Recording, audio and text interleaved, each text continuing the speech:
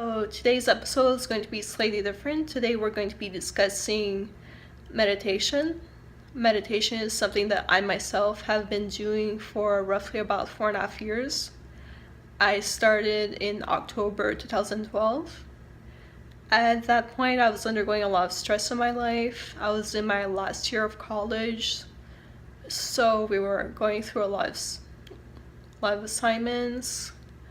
I had a lot of things to focus on. At that time, my mom started having her paranoid episodes as well, which was very hard for me to deal with as somebody who at the time didn't really know what she was going through.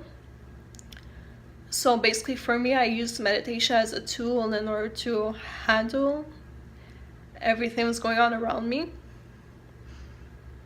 But of course, there were at least a few things about it that I wish somebody had told me. Now, when it comes to meditation, I would say that simply reading books and doing all the research is not enough. In order to truly understand it, it is something that you have to do for yourself.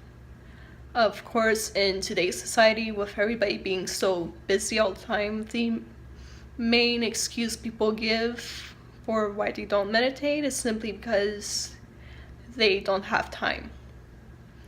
But the way that I see it is, if you're a person who has time to sleep at least 5 hours a night or 8 hours a night, then you do have time to meditate. Now, if you're just a beginner, I wouldn't advise to meditate for at least more than 10 minutes a day. And the reason for that is because in the beginning, you might have a hard time focusing. You might find your mind is a little bit too busy with overthinking. And one normal reaction in the beginning is you might actually find yourself falling asleep at first. And of course, one misconception with meditation is this whole idea that you're not allowed to think about anything. When really the goal is not to actually stop thinking, it's to learn how to cope with your thoughts. Like, for example, if you're meditating and you start thinking about what you're gonna make for dinner, just acknowledge that thought and let it go. Try not to overthink, but at the same time, try not to force yourself into not thinking. Because our brains are wired into thinking in that way. So we can be in control over the fact that we do have thoughts, but we can be in control over how we handle them. In my experience, I would say that meditation has helped me get in touch with myself. Growing up, I was always somebody who had a bad habit of looking outside for the answers. I had a bad habit of worrying too much in terms of what people thought of me, in terms of what people had to say. I was raised in an environment where I was not allowed to express myself, or anytime I raised my voice, I would get accused of being angry. I would get accused of over-exaggerating, overreacting. On the flip side, I was raised around people who are known for being really loud talkers and who had really expressive voices. If I would somehow try to be the same way, then I would basically get punished for it.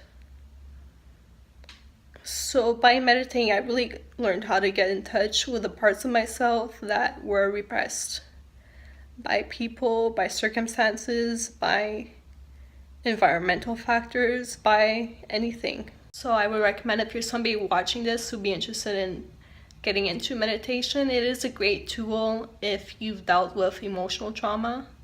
It's a great tool if you're the type of person like me who has a habit of suppressing emotions.